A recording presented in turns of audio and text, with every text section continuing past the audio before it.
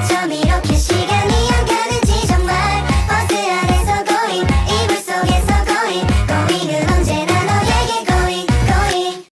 Halo semuanya, kembali lagi bersama aku Nanat.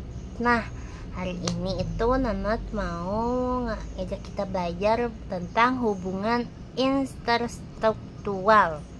Nah, latar belakang dari hubungan ini tuh menurut seorang ahli sastra yang bernama Djoko Prodopo. Beliau memandang hubungan intelektual sebagai fenomena yang penting dalam karya sastra. Intelektual adalah hubungan antara satu teks dengan teks yang lainnya, di mana sebuah karya sastra dapat memuat unsur-unsur dari karya lain, baik dalam bentuk kutipan, asusi maupun pengaruh gaya. Menurut Djoko Prodopo, hubungan intertekstual tidak hanya sebatas pada pengaruh langsung dari satu teks terhadap teks lainnya, tetapi juga mencakup bagaimana pembaca menginterpretasikan teks tersebut berdasarkan pengetahuan mereka tentang teks-teks lain. Dengan demikian, intertekstual dapat memperkaya makna suatu karya sastra karena membuka kemungkinan interpretasi yang lebih luas berdasarkan konteks dan hubungan antar teks yang diinterpretasikan oleh pembaca. Nah, pengertian hubungan intertekstual itu menurut Rahmat Djoko Prodopo, hubungan intertekstual dalam puisi adalah analisis yang melibatkan hubungan antar satu teks puisi dengan teks lainnya, termasuk hubungan unsur intrinsik dan ekstrinsik dalam sajak. Berikut adalah penjelasannya. Yang pertama itu konsep tentang hubungan antar teks sajak. Prodopo menjelaskan bahwa intertekstualitas dalam puisi melibatkan hubungan antar teks dan juga hubungan antar teks sajak. Contohnya, judul puisi dapat memberikan gambaran tentang tempat dan kejadian yang dijelaskan dalam puisi itu sendiri. Yang kedua itu ada analisis semiotik dan struktural. Analisis semiotik dan struktural adalah bagian penting dalam pengkajian puisi intertekstual. Prodopo menggunakan analisis semantik untuk memahami simbol-simbol dan makna yang terkandung dalam puisi. Yang ketiga itu ada penggunaan majas dan metafora. Prodopo juga menekankan penggunaan majas dan metafora dalam puisi, misalnya dalam puisi Pasar Malam Sriwedari Solo. Nah, di baris keempat yaitu wajah-wajah tanpa jiwa memiliki arti orang-orang yang tak berpikir panjang melakukan suatu hal yang dianggap tidak baik. Nah, yang keempat itu ada pola-pola makna yang sistematis. Varian-varian dalam puisi merupakan salah kesatuan antara matriks dan model yang saling terhubung satu sama lain sehingga menjadi makna yang sistematis dan jelas.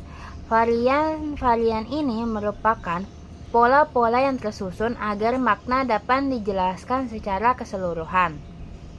Nah, selanjutnya kita akan bahas tentang ciri-ciri hubungan intertekstual puisi. Hubungan intertekstual dalam puisi merujuk pada cara suatu puisi menghubungkan dirinya dengan teks-teks lain baik secara eksplisit maupun implisit. Nah, berikut itu ada ciri-cirinya. Yang pertama itu referensi atau kutipan-kutipan. Yang kedua itu ada parodi atau imitasi. Yang ketiga itu ada adaptasi tema dan motif. Yang keempat ada intertekstualitas kultural. Dan yang kelima itu ada dialog dan kontradiksi. Adapun ciri-ciri hubungan intertekstual puisi menurut Ahmad Djoko Prodopo.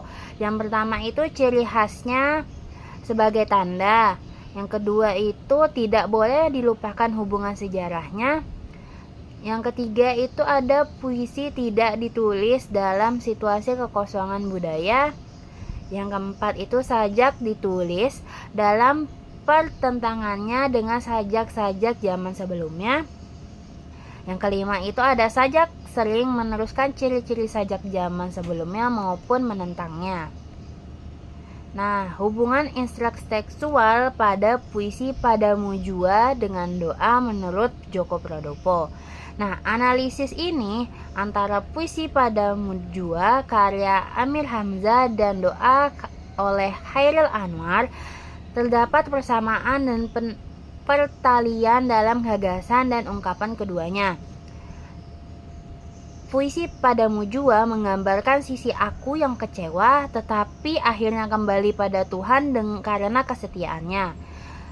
Sedangkan doa itu mengekspresikan isi aku yang terasingkan tetapi akhirnya datang kembali kepada Tuhan, merasakan bahwa tidak ada tempat lain untuk mengadu. Kedua puisi ini menggunakan metafora lilin untuk menggambarkan Tuhan dengan Chairil Anwar mengadaptasi metafora Amir Hamzah. Si aku dalam puisi Padamu Jua dan doa mengalami kesulitan dan memahami Tuhan sebagai akhirnya menemukan ketenangan dengannya. Meskipun memiliki ide yang mirip, ekspresi dan penanganan tema berbeda, mencerminkan tanggapan pribadi terhadap Tuhan. Nah, Amir Hamzah itu menanggapi wujud Tuhan sebagai kekasih. Tuhannya diatromorfokan, diwujudkan sebagai manusia yaitu kekasih, gadis. Dengan demikian kiasan-kiasannya itu bersifat personifikasi dan romantis. Apa yang digambarkan Amir Hamzah berbeda dengan konsepsi Tuhan menurut Chairil Anwar.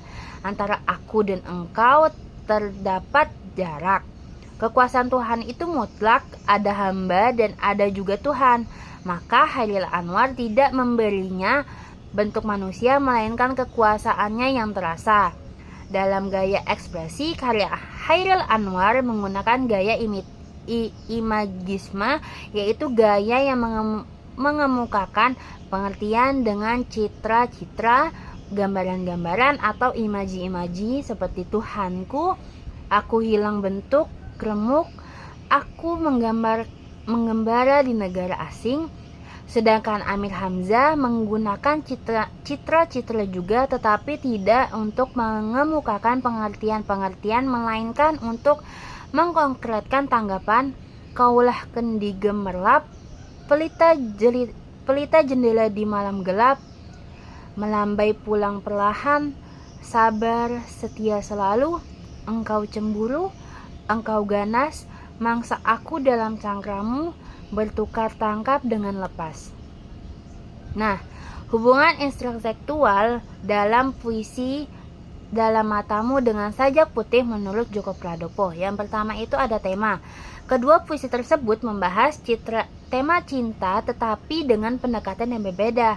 Dalam puisi Dalam Matamu mengangkat cinta yang lebih universal dan menyentuh sisi keindahan yang sederhana dan tenang. Sementara Sajak Putih lebih menekankan pada cinta yang lebih instan dan penuh gairah. Yang kedua itu ada gaya bebas. Separdi dalam puisi Dalam Matamu menggunakan gaya bahasa yang lembut dan sederhana dengan metafora yang halus untuk menyampaikan perasaan. Sementara itu Chairil Anwar dalam Sajak Putih lebih ekspresif menggunakan diksi yang tegas dan kuat. Djoko Pradopo mungkin melihat intertekstualitas dalam cara kedua penyair ini menggunakan simbol-simbol yang berbeda untuk menyampaikan esensi cinta. Yang ketiga itu ada ekspresi makna. Kedua puisi tersebut meskipun memiliki gaya dan pendekatan yang berbeda, sama-sama mengungkapkan perasaan cinta yang dalam. Sapardi cenderung mengungkapkan cinta dengan cara yang lebih komplikatif, sedangkan Chairil Anwar mengungkapkannya dengan penuh gairah dan kekuatan. Djoko Pradopo dalam kajiannya mungkin menekankan bahwa hubungan intelektual ini menunjukkan bahwa karya sastra bisa saling berinteraksi baik melalui tema, gaya maupun makna, sehingga memperkaya pembaca dalam memahami dan merasakan pengalaman cinta dari kedua puisi tersebut. Nah, segitu aja penjelasan Nana tentang hubungan intelektual. Maaf jika ada salah pengucapan. Sampai jumpa di video selanjutnya. Dadah! 버스 안에서 going 이불 속에서 going